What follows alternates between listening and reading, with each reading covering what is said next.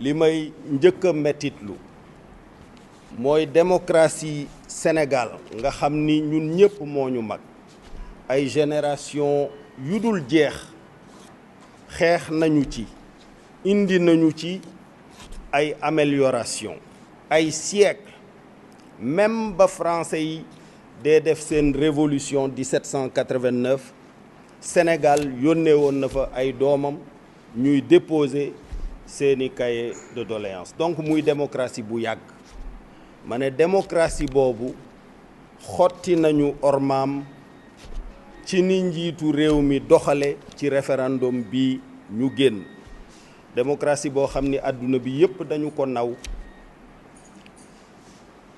ñu fexe ba ñu bari ci àddina bi di ñaawlu doxalinu njiitu réew mi bu yemoon rekk ci bañ a sàmmoonteeg kàddoom dana doy sëkk ñaawteef wante daf cee yokk ay jëfin yu bari bu ci nekk gën a ñaaw sa moroom bi mu ci njëkk a indi mooy lu toll ni constitution nga xam ni mooy ndayu sartu réew mi yépp loi bu am boo juboowul ak constitution walla dëppoowuloo ak constitution doo mën a baax lu toll noonu nga xam ni mooy contrat bi askan wi di wax ne ñun ci lii lañu tënku nga yëkkati lu toll noonu waxtaanuloo ci ak sa peuple waxtaanuloo ci ak opposition waxtaanuloo ci ak société civile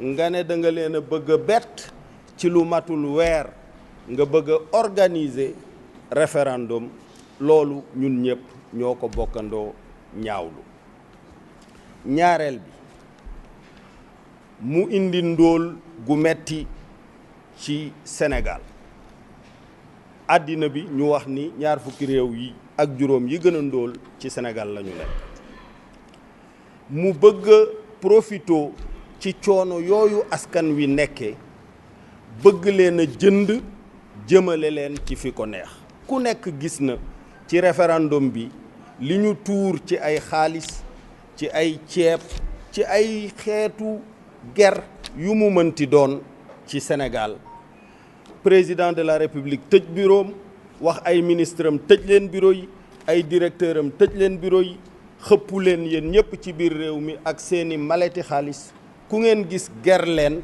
wante na ngeen fexe rek ba ma am ndam loolu nekk ñaawteef bu rëy rëy rëy wante mu jël alal ju bari jël ay journaliste ay patron de presse ger leen pour tënk leen ci li ko neex ñu koy waxal li ko neex di ŋàññ ay opposants ñi nga xam ni seen ngor mayu leen ñu nangu loolu mu ne da leen di bundu xataal ñun ñëpp gis nañu ci bisu référendum bi ay alkaati dem Walfadjri ne dañu koy tëj loolu nekk doxalin boo xam ni bii bu ñaaw a ñaaw la mu jël ay maire ay notable ay imam ay kilifa ñoom ñëpp di leen woo ci bureau yow boo deful li ma bëgg bu ëllëgee état bi dootul def ci sa dëkk dara wax na ko ay maire ca Sokone wax na ko ay maire ca Mbacké wax na ko ay maire Casamance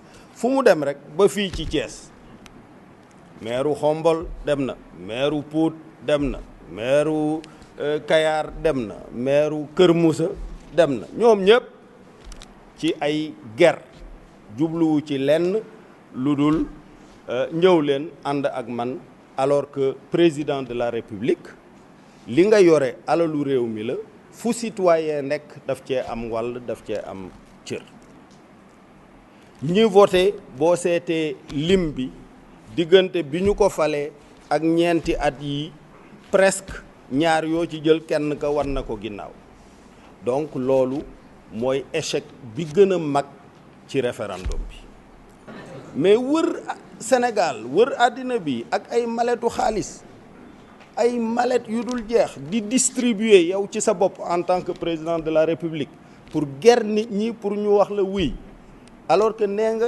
ñoom ngay liggéeyal loolu lu ñu ñaawlu la waxoon naa Macky Sall mënul waxoon naa sàmmontewul ak kàddoom te loolu du wàllu gor mais léegi nag dafa am leneen lum ci bëgg a dolli mooy maay buur maay bu mi ku ma contre na dee ku ma contre rek rey leen gis ngeen bi mu ñëwee dem Grand Théâtre ne day takk ak ngembam ak ay buxaabaam ak ne day làmb day moom boppam la yenu dóor ci suuf boppam la yenu dóor ci suuf parce que président de la République warul defe noonu mënuma jeexal te santuma gërëm ci sama biir xol comme ni ko Thiès waa yi di waxee waa Thiès xam naa ne ca dëgg-dëgg fii ngeen ma fat loolu moom leer na nañ ci biir dëkk bi ak ci biir département bi yëpp loolu moom vraiment je pense que kenn waranteetu ko may dalal seen xel ci lenn du ngeen ma dégg mukk ci téesante procès verbal bi sàcc nañ ko def nañu lii non loolu vraiment du sujet référendum bi sujet référendum bi leneen la moo tax li ma ñaan sax waa front bi ñi nga xam ni ñoo doon xalaata dem tribunal ak yéeg ak wàcc dama ne leen jaru ko xeexuñoo kenn réew mi daal xam na ne ñaari sénégalais yoo jël benn ba nee na ko déedéet au minimum même bu fekkente ne li mu def yëpp def na ko di leen wax ne am naa yéene incha allah ci fan yii di ñëw ma ñëw ci kër yi ci quartier bu nekk ci biir dëkk bi pour wax leen sama cofeel wax leen sama jaajëf wax leen kontaan gi ma kontaan ci yéen wax leen ne incha allah na seen xel dal ñoo ngi dox am fu ñu jëm bu ca yàlla eggee kenn mënula tere ñu egg incha allah te incha allah na ngeen xam ne daal bëgg naa lool ci yéen comme ni ma bëggee ci peuple sénégalais bi yëpp ak ci sénégalais yi nekk ci diaspora bi yëpp di sargal ñëpp di sant ñëpp asalaamualeykum wa rahmatullah. Alors sur les irrégularités, j'ai dit c'est de la petite querelle. Nous en avons constaté dans toutes les communes. Les PV sont là et je pense que les responsables du front du non pourront vous donner les détails. Mais je viens de dire que je ne vais pas m'installer dans cette petite querelle. Par rapport à la deuxième question, vous savez, il faut quand même comprendre une bonne fois pour toutes que ma vie politique a connu 3 séquences très différentes et très nettes. La première séquence, c'était la longue marche du SOPI jusqu'à la victoire en 2000 et l'exercice du pouvoir jusqu'en 2004. Ensuite, j'ai fait l'objet du plus gigantesque complot d'État de l'histoire politique du Sénégal. Vous le savez, vous en avez été témoin, où j'ai subi toutes les formes d'agression possibles. Agression judiciaire, agression médiatique, agression physique. Donc dans cette période-là, de 2004 à 2014, en gros, dans cette décennie, il était difficile d'être au contact des gens, de s'ouvrir, de parler, parce qu'on avait peur d'être infiltré par le pouvoir, puisqu'il y avait Macky Sall, il y avait Wade, il y avait tout le monde dans cette affaire-là. Et donc, ce n'était pas propice au contact. Et pourtant, pendant cette période-là, des citoyens, des citoyennes, de véritables compagnons m'ont accompagné, ont enduré toutes sortes d'épreuves et sont restés à mes côtés, sans même me voir. Je suis allé en Casamance, dans la forêt, dans un village. On m'a présenté une jeune fille de plus de 20 ans qui porte mon nom. Son père voulait appeler son fils Idrissa Seck. Il n'a pas eu de fils. Il a choisi d'appeler sa fille Idrissa Seck. Il ne m'a jamais vu. Il ne m'a jamais serré la main. Alors, maintenant que je suis sorti de cet exil politique, que cet exil soit terminé et que j'entreprenne de façon résolue de reconquérir le pouvoir pour réaliser le véritable changement au profit des populations éprouvées. Vous pensez que je ne vais pas mettre du soin à aller vers ces Sénégalais-là, à aller vers ces compagnons-là, leur dire merci? Vous pensez que ça va être quelque chose qui va se gérer comme ça? Non. Vous m'avez vu depuis plusieurs mois.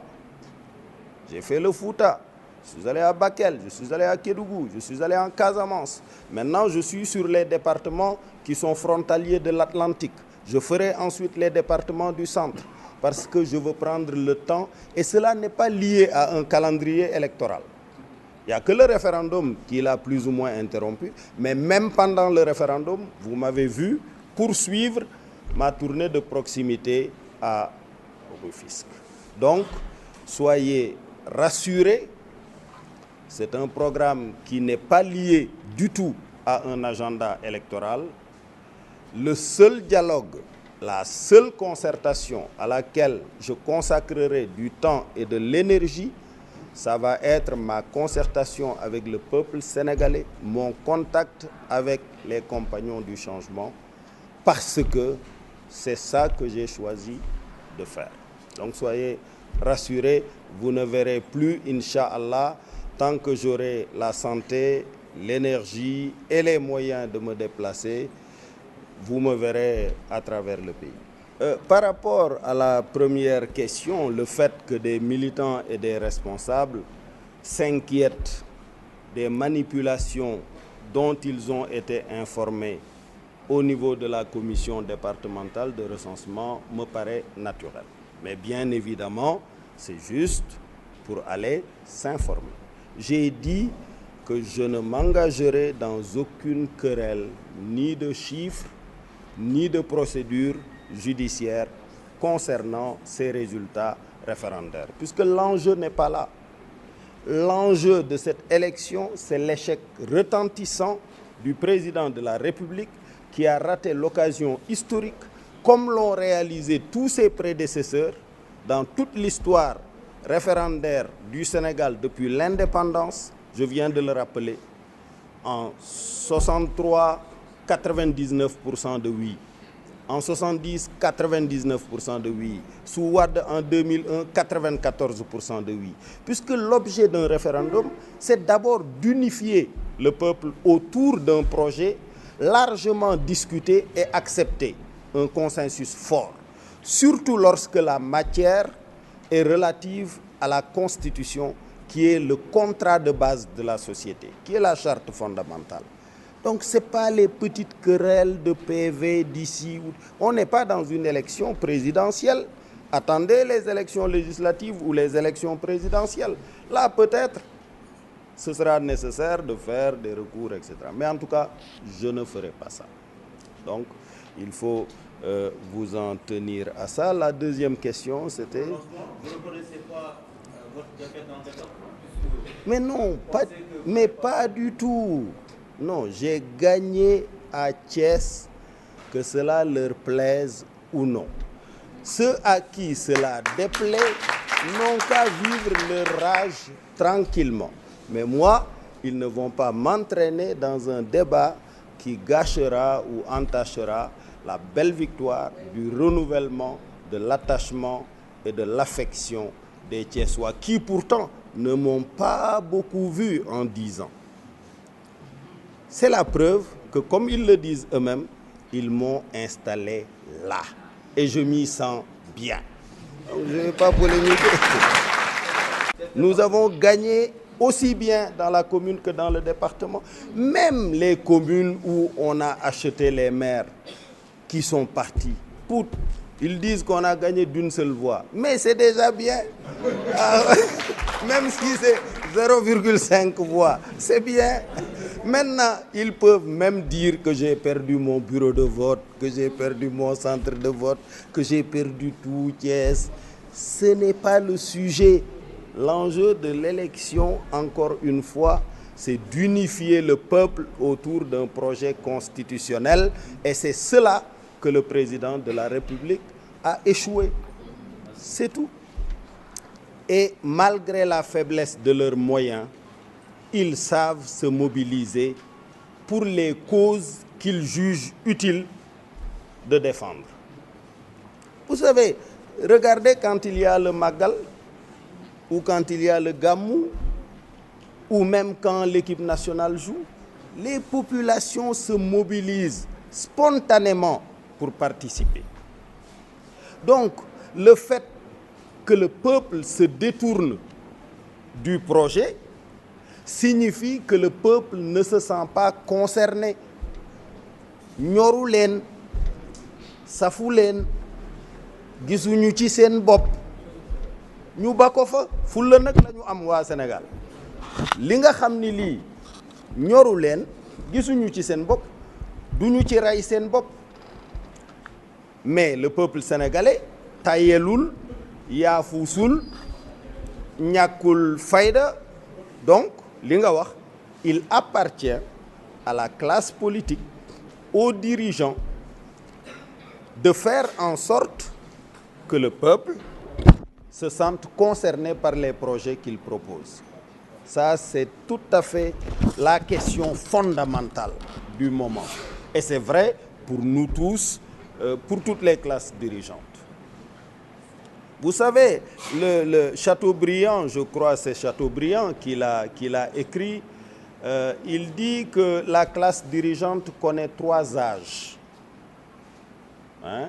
L'âge des privilèges qui ne sont justifiés que par leur engagement à s'occuper de leur peuple. Mais dès qu'ils se détournent de ça pour se concentrer sur leurs privilèges personnels, le peuple s'en détourne et parfois les fait tomber. Vous savez, la première grosse chute d'un grand empire, c'est l'Empire romain, en 410, lorsque les dirigeants ont oublié de s'occuper du peuple et s'occuper de leurs privilèges. Le peuple a réagi, tout simplement.